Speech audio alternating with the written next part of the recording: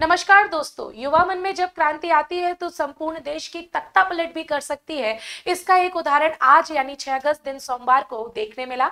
बांग्लादेश में सरकार का तख्ता पलट हो चुका है। बांग्लादेश को पूरी तरह से आर्मी के द्वारा हैंडओवर कर लिया गया है, ये भी आपको जानकारी मिली होगी।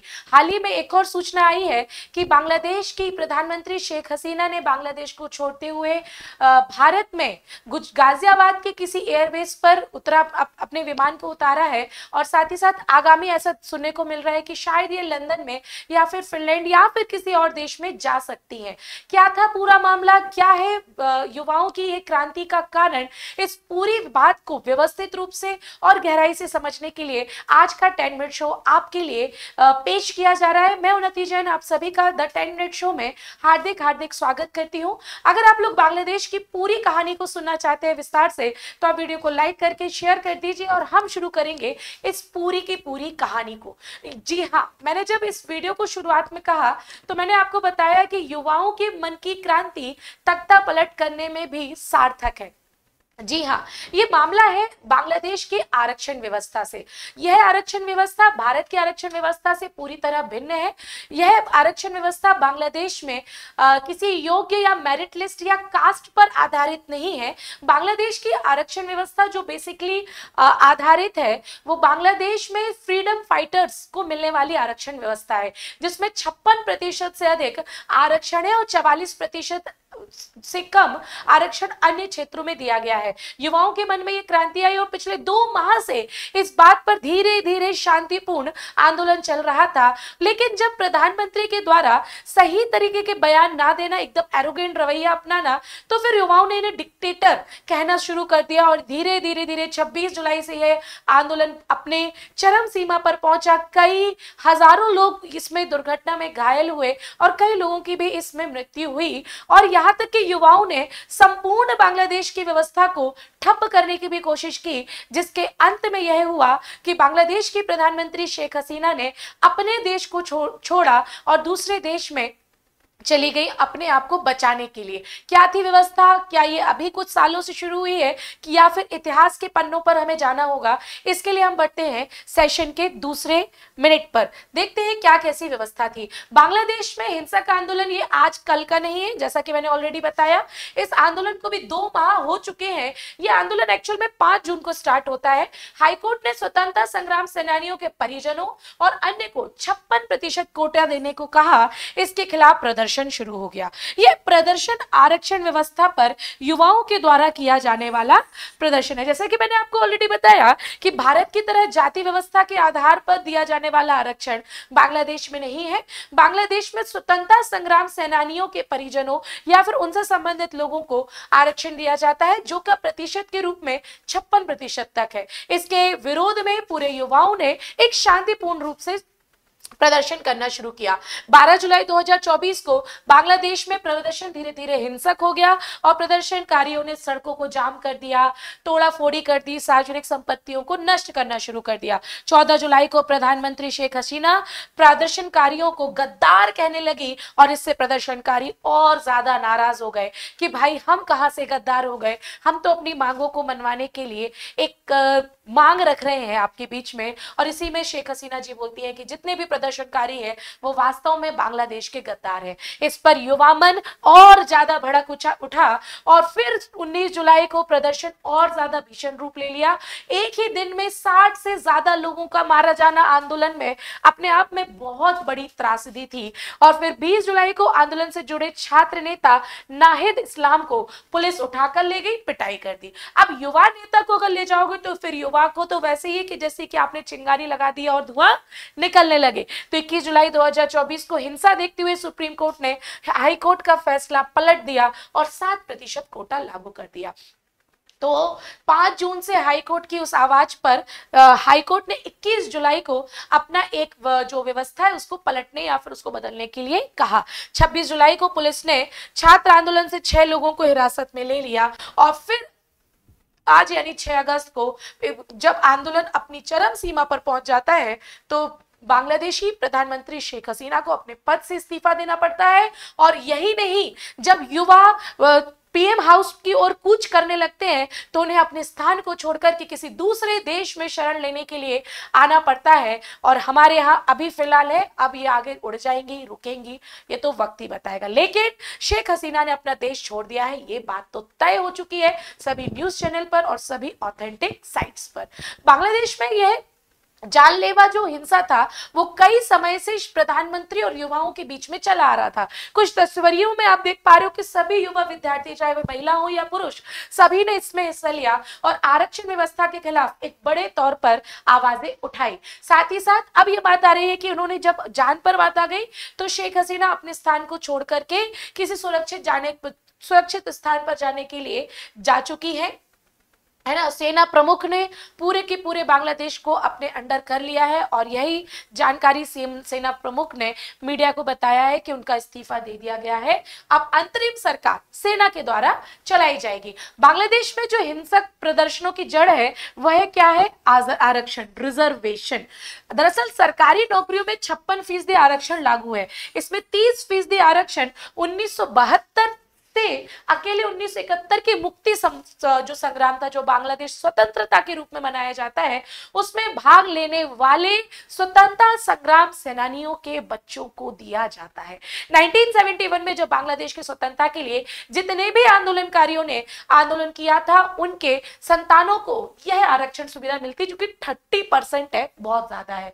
और इसके अलावा 10% आरक्षण जो मिलता है वो सार्वजनिक और आर्थिक तौर पर पिछड़े जिलों के लिए मिलता है और 10% आरक्षण महिलाओं के लिए और 5% आरक्षण जातिगत अल्पसंख्यक समूह के लिए मिलता है और 1%, ओनली 1% दिव्यांगों के लिए दिया जाता है। यह व्यवस्था थी अब बांग्लादेश में आरक्षण की। 56% को भी हमने बोला 30% के लिए स्वतंत्रता संग्राम सेनानी जो कि 1971 के मुक्ति संग्राम से संबंधित थे, 10% ऐसे जिलों के रहवासी जो कि सामाजिक आर्थिक रूप में पिछड़े हो, 10% आपका महिलाओं के लिए, 5% जातिगत अल्पसंख्यक और 1% दिव्यांग के लिए मिलता था। प्रदर्शनकारियों ने इसका बहुत विरोध किया। उन्हें बोला कि नहीं भाई, मुक्ति संग्राम के जो बच्चों के लिए आप 30% आरक्षण दे रहे हो, ये तो गलत है, क्योंकि मेरिट वाले नौजवानों को नौकरी नहीं मिल रही है बल्कि अयोग्य लोग सरकारी पदों पर बैठे जा रहे हैं। शायद भारत का युवा मन भी इसमें थोड़ा बहुत तो नाराज होगा आरक्षण व्यवस्था से, है ना। पर चूंकि आरक्षण व्यवस्था भारत की और बांग्लादेश की एकदम विपरीत है तो हम दोनों का कंपेयर नहीं कर सकते हैं। लेकिन आरक्षण वास्तव में व्यक्ति को समान आधार पर लाने के लिए दिया जाता है और यहाँ पर कहीं ना कहीं स्वतंत्रता संग्राम सेनानियों के बच्चों को आरक्षण देना, अयोग्य विद्यार्थियों को सरकारी नौकरी देना इस प्रकार से है, जिसके कारण नौजवानों ने बोला आप मेरी योग्यता पर सरकारी नौकरी दीजिए, ना कि मेरे दादा दादी ने स्वतंत्रता संग्राम में हिस्सा लिया था इस आधार पर दीजिए। तो कैसी व्यवस्था थी तो देख लेते हैं भाई। बांग्लादेश में आरक्षण व्यवस्था का बदलाव कैसे हुआ। पहले जैसे कि मैंने ये पूरी आरक्षण व्यवस्था बताई, 44% अनारक्षक थी। अब इसको जब सरकार ने बोला और हाई कोर्ट ने इसके बारे में रखा तो उन्होंने बोला 5% ही बस देंगे स्वतंत्रता संग्राम सेनानी को, 2% धार्मिक अल्पसंख्यक को और 93%, जो कि मतलब युवाओं की जीत है कि 93% अनरिजर्व कैटेगरी में आ गया। तो यहां से विरोध शुरू हुआ था। हाई कोर्ट ने अपने संदर्भ को यहां तक बदला है, ये चित्र के माध्यम से आप देख सकते हो। जून माह के अंत तक तो ये आंदोलन हिंसक रूप में हो गया था और जब कई लोगों की मृत्यु हुई तो मामला और बिगड़ता गया। फिर प्रधानमंत्री के कई ऐसे बचपने वाले बयान आए जिसके कारण मामले ने अपनी और तूल पकड़ ली और 100 से ज्यादा लोग मारे गए। तो फिर ये घटना और ज्यादा प्रश्नवाचक चिन्ह लेके आ गई।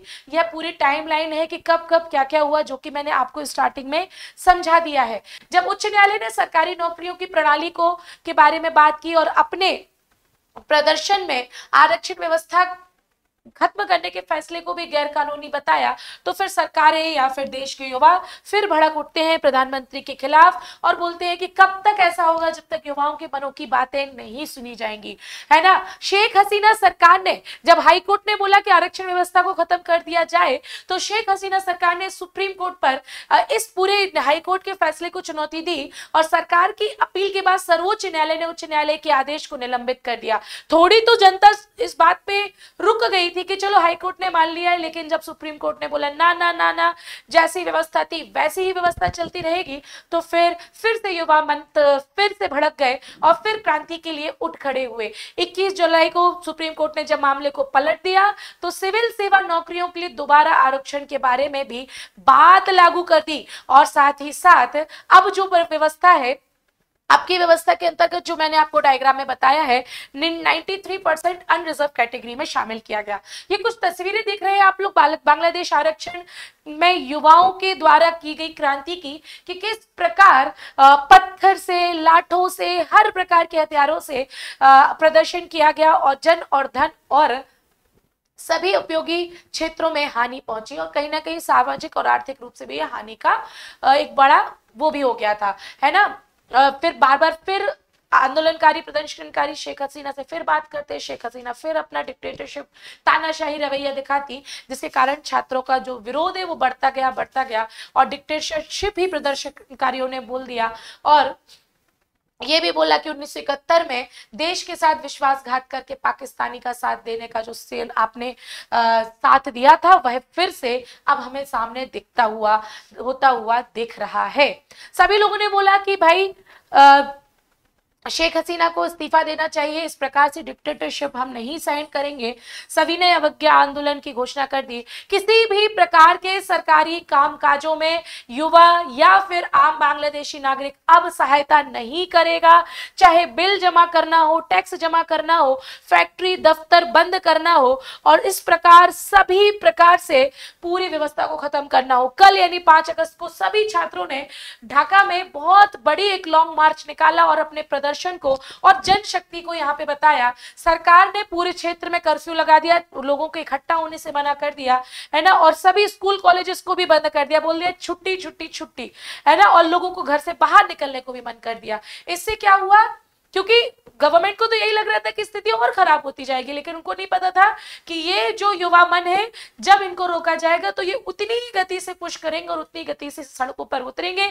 और वही होता हुआ देखा। जब आज युवाओं की इतनी बड़ी भीड़ आती है तो शेख हसीना अपने पद से इस्तीफा देने के लिए मजबूर हो जाती है, और यही नहीं, छुप करके अपने देश को ही छोड़ने पर मजबूर होती है और किसी दूसरे देश में शरण लेने के लिए, अपनी सुरक्षा के लिए अपनी बहन के साथ चली जाती है अपने देश को छोड़ करके। ये भी आपको याद रखना चाहिए। अब फिलहाल सरकार जो है वहां की आर्मी संभाल रही है अंतरिम सरकार के रूप में, ये भी आपको ध्यान रखना चाहिए। थोड़ा सा देखते हैं कि शेख हसीना का क्या कैसा सत्ताधारी जीवन रहा। बांग्लादेश की सत्ता में जब शेख हसीना 20 सालों तक रहती है तो कैसी क्या व्यवस्था थी। 1996 में पहली बार ये बांग्लादेश की प्रधानमंत्री बनी है और 2001 से 2009 तक विपक्ष के नेता के रूप में भी काम किया। 6 जनवरी 2009 को ये दूसरी बार प्रधानमंत्री चुनी गई और 2014 में ये तीसरी बार, 2019 में चौथी बार, और साथ ही साथ इस प्रकार से इन्होंने लगातार चौथी बार प्रधानमंत्री का पद संभाला। और 2025-24 के जब चुनाव होते हैं तो ये 5वीं बार देश की प्रधानमंत्री बन जाती है। इसलिए बोलते हैं सरकार को बदलते रहना चाहिए ताकि डिक्टेटरशिप ना आ सके, तानाशाही ना आ सके। 5 साल का कार्यकाल है, बदल दो, और बाकी आगे आप लोग खुद ही समझदार हैं। 5 अगस्त 2024 को रिजर्वेशन के चलते देश में उठे आंदोलन की वजह से इन्होंने अपने पद से इस्तीफा दे दिया और अपने देश को छोड़ दिया, अपनी जान को सुरक्षित करते हुए। और ये जो आरक्षण का मामला था अब वह वहीं का वहीं है। अब आगे पता चलेगा कि किस प्रकार इस आरक्षण के कारण जो इतना बड़ा विद्रोह शुरू हुआ था वो कहाँ थमेगा। मैं उम्मीद करती हूँ कि कुछ ना कुछ कंसेप्ट आपके दिमाग में तैयार हुए होंगे कि आरक्षण व्यवस्था किस प्रकार थी, किस प्रकार कोर्ट ने बोला, क्यों शेख हसीना को अपने स्थान को छोड़ने को मजबूर होना पड़ा। ये सारी व्यवस्थाएं मैंने आपके सामने रखी हैं। मैं यही उम्मीद करूंगी कि देश और दुनिया में क्या चल रहा है इसके प्रति हमें जागरूक होना चाहिए। इंपॉर्टेंट ये नहीं है कि हमारी परीक्षा में आएगा कि नहीं आएगा, इंपॉर्टेंट ये है कि जियो पॉलिटिक्स में हम कितना इंटरेस्ट ले रहे हैं और देश और दुनिया में क्या हो रहा है इस पर ध्यान रख रहे हैं। क्योंकि कोई भी मुसीबत देख के नहीं आती, बस आ जाती है, तो हमें जागरूक होना चाहिए। अगर आपको यहाँ तक वीडियो देखा है आपने और आपको अच्छा लगा हो तो वीडियो को लाइक करके जरूर मुझे बताना कि वीडियो कैसा रहा, जानकारी आपको अच्छी लगी कि नहीं लगी। मैं मिलूंगी आपको कल सुबह 8 बजे करंट अफेयर्स की क्लास में। तब तक की सभी को टाटा बाय बाय, जय हिंद।